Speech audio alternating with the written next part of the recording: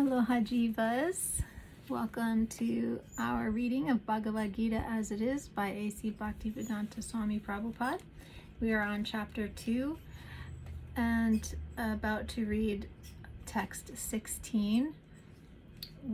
Krishna is still speaking to Arjuna, explaining why he should not be so distraught about having to go into battle and fight and have to kill his friends and family.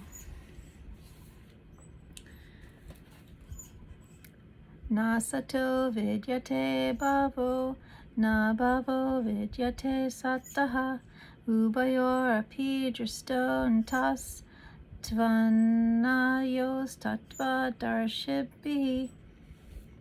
Those who are seers of the truth have concluded that of the non-existent there is no endurance, and of the existent there is no cessation.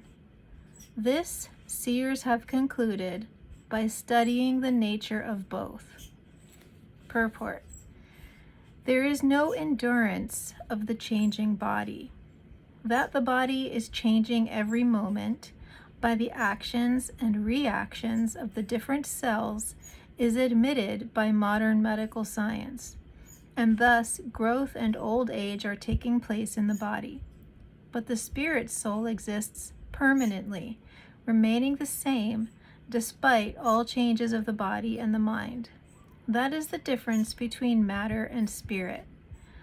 By nature, the body is ever changing, and the soul is eternal. This conclusion is established by all classes of seers of the truth, both impersonalist and personalist. In the Vishnu Purana, it is stated that Vishnu and his abodes all have self-illuminated spiritual existence. Jyotimshi Vishnur Bhavanani Vishnu. The words existent and non-existent refer only to spirit and matter. That is the version of all seers of truth. This is the beginning of the instruction by the Lord to the living entities who are bewildered by the influence of ignorance. Removal of ignorance involves the re-establishment of the eternal relationship between the worshipper and the worshipable, and the consequent understanding of the difference between the part and parcel living entities and the Supreme Personality of Godhead. One can understand the nature of the Supreme by thorough study of oneself. The difference between oneself and the Supreme Being understood as the relationship between the part and the whole. In the Vedanta Sutras, as well as in the Srimad Bhagavatam, the Supreme has been accepted as the origin of all emanations. Such emanations are experienced by superior and inferior natural sequences. The living entities belong to the superior nature, as it will be revealed in the 7th chapter.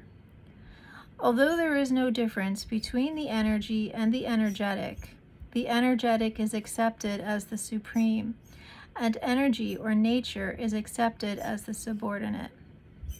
The living entities, therefore, are always subordinate to the Supreme Lord, as in the case of the master and the servant, or the teacher and the taught.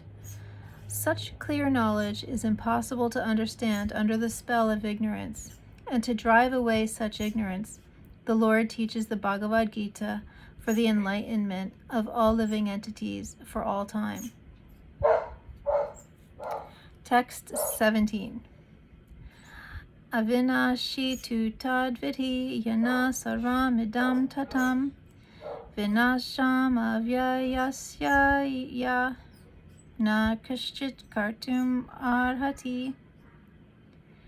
Know that which pervades the entire body is indestructible. No one is able to destroy the imperishable soul. Purport: this verse more clearly explains the real nature of the soul, which is spread all over the body. Anyone can understand what is spread all over the body. It is consciousness. Everyone is conscious of the pains and pleasures of the body in part or as a whole. This spreading of consciousness is limited within one's own body. The pains and pleasures of one body are unknown to another. Therefore, each and every body is the embodiment of an individual soul, and the symptom of the soul's presence is perceived as individual consciousness. This soul is described as 1/10,000th part of the upper portion of the hair point in size. The Svetasvatara Upanishad confirms this. Balagra Shata Bhagasya Shatadha Kalpitasya Cha Bhago Jivaha Sa Vigyaya Sa Chanantyaya Kalpate. Translated as, when the upper point of a hair is divided into 100 parts, and again each of such parts is further divided into 100 parts. Each such part is the measurement of the dimension of the spirit soul. Similarly, in the Bhagavatam, the same version is stated. Kashagra Shata Bhagasya Shatam Shaha Sadrishatmaka Jivaha Shukshma Swarupo Yam Shankya Tito Hitchitkanaha. Which is translated as, there are innumerable particles of spiritual atoms, which are measured as 1/10,000th of the upper portion of the hair, meaning like the tip of your hair. Or if you were to like pull out a hair, the tip of that upper portion. So tiny. Therefore, the individual particle of spirit soul is a spiritual atom smaller than the material atoms, and such atoms are innumerable. This very small spiritual spark is the basic principle of the material body, and the influence of such a spiritual spark is spread all over the body as the influence of the active principle of some medicine spreads throughout the body. This current of the spirit soul is felt all over the body as consciousness, and that is the proof of the presence of the soul. Any layman can understand that the material body minus consciousness is a dead body, and this consciousness cannot be revived in the body by any means of material administration. Therefore, consciousness is not due to any amount of material combination, but to the spirit soul. In the Mundaka Upanishad, the measurement of the atomic spirit soul is further explained. Esho Nuratma Chatasa Veditavyo Yasmin Pranaha Panchadha Samvivesha Pranaishchitam Sarvam Utam Prajanam Yasmin Vishudhe Vibhavati Asa Atma. Which is translated as, the soul is atomic in size and can be perceived by perfect intelligence. This atomic soul is floating in the 5 kinds of air, which are prana, apana, vyana, samana, and udana. This atomic soul is floating in the 5 kinds of air, is situated within the heart, and spreads its influence all over the body of the embodied living entities. When the soul is purified from the contamination of the 5 kinds of material air, its spiritual influence is exhibited. Unquote. The Hatha Yoga system is meant for controlling the 5 kinds of air, encircling the pure soul by different kinds of sitting postures, not for any material profit, but for liberation of the minute soul from the entanglement of the material atmosphere. So the constitution of the atomic soul is admitted in all Vedic literatures, and it is also actually felt in the practical experience of any sane man. Only the insane man can think of this atomic soul as all-pervading Vishnu Tattva. The influence of the atomic soul can be spread all over a particular body. According to the Mundaka Upanishad, this atomic soul is situated in the heart of every living entity. And because the measurement of the atomic soul is beyond the power of appreciation of the material scientists, some of them assert foolishly that there is no soul. The individual atomic soul is definitely there in the heart, along with the supersoul, and thus all the energies of bodily movement are emanating from this part of the body. The corpuscles which carry the oxygen from the lungs gather energy from the soul. When the soul passes away from this position, activity of the blood generating fusion ceases. Medical science accepts the importance of the red corpuscles, but it cannot ascertain that the source of the energy is the soul. Medical science, however, does admit that the heart is the seat of all energies of the body. Such atomic particles of the spirit whole are compared to the sunshine molecules. In the sunshine, there are innumerable radiant molecules.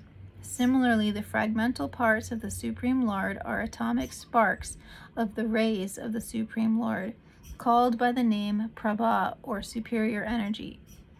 Neither Vedic knowledge nor modern science denies the existence of the spirit soul in the body, and the science of the soul is explicitly described in the Bhagavad Gita by the personality of Godhead himself.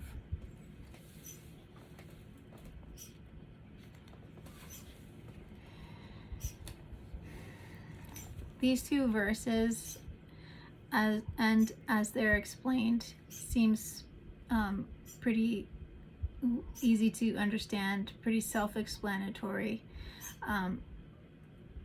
as it describes who we really are as spirit souls and explains how tiny that soul is. It's a spark of consciousness. Yet that consciousness pervades the whole body. So it's animating. It's a dynamic force. And because it is spiritual energy, it's eternal energy, which is unlike material energy. One way you can experience what is described here is by closing your eyes, because when you close your eyes, you shut out 70 to 80% of the material world, right? That's affecting your consciousness. So when you close your eyes and then become aware of your body, and you can move your consciousness around your body. So you can say, okay, go to the tip of my middle finger and let your awareness and your conscious awareness, your consciousness, be aware of the tip of your index finger. So as you do that, you may feel it tingle, you may feel it pulse and throb,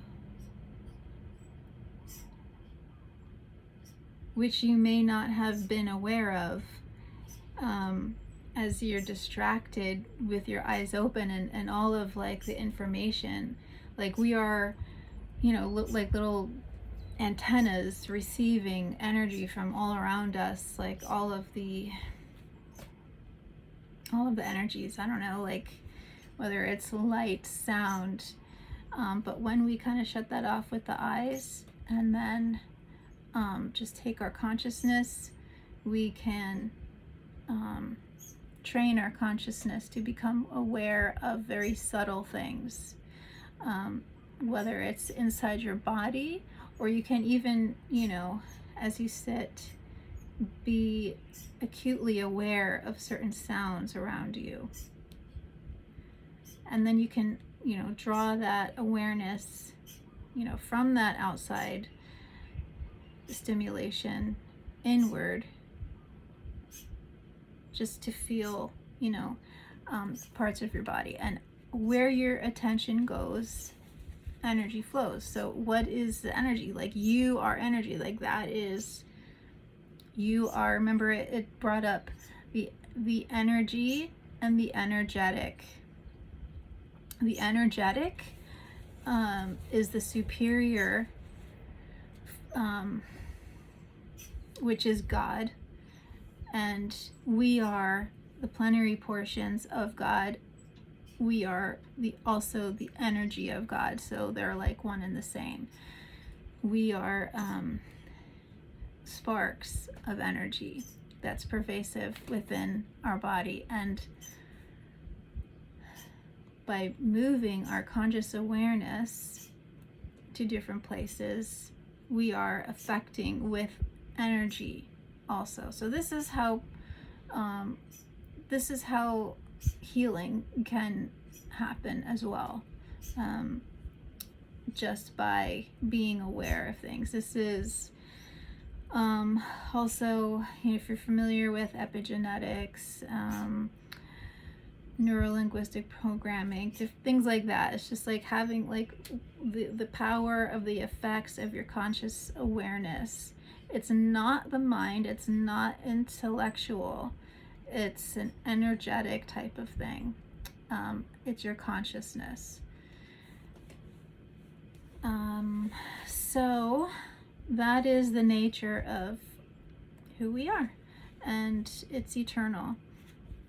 And I'm going to stop there. So we'll be back tomorrow with another reading. Thank you for joining us. Please post any comments or questions, or like my video. I appreciate it. Thank you. Aloha. Hare Krishna.